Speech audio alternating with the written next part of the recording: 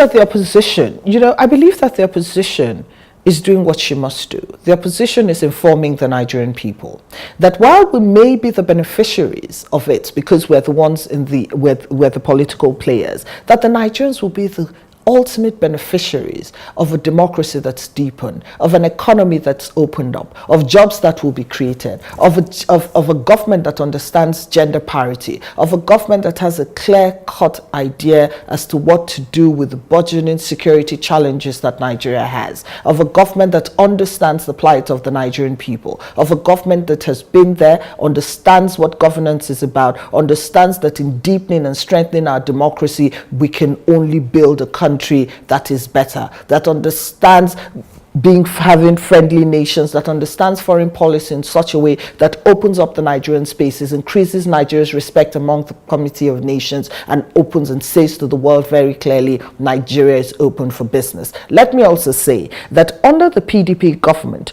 that the creative arts blossomed. I mean, Nollywood was thriving, Nollywood was big, and the image of Nigeria was soaring out there. It was under the PDP government that the musicians, even the music arts, grew and exploded. It became a major foreign exchange earner to Nigeria. It was a cultural revolution for Nigerians, and I believe that that Nigerians should vote for a country for a government that understands creative arts. Let's stay on the Nollywood and the arts and culture a little bit.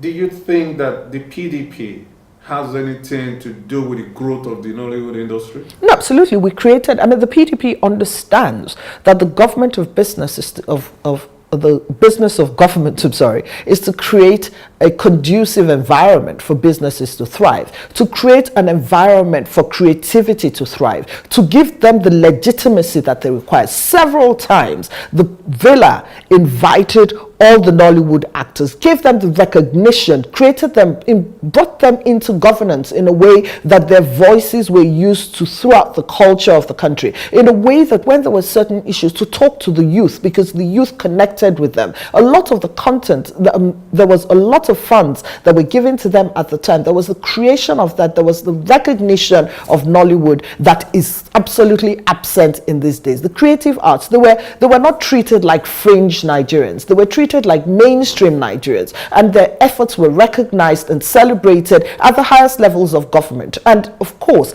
there was a lot of talk about the laws that could be given, the anti-piracy laws, the ways in which they would protect that, their intellectual property laws, and so on and so forth. And I believe that is what government can do. As there's a very popular saying that government has no business in business, but government has a responsibility to create an enabling, safe environment for people to thrive and to celebrate those who have excelled. And I believe that the PDP government understood that and did it very, very effortlessly.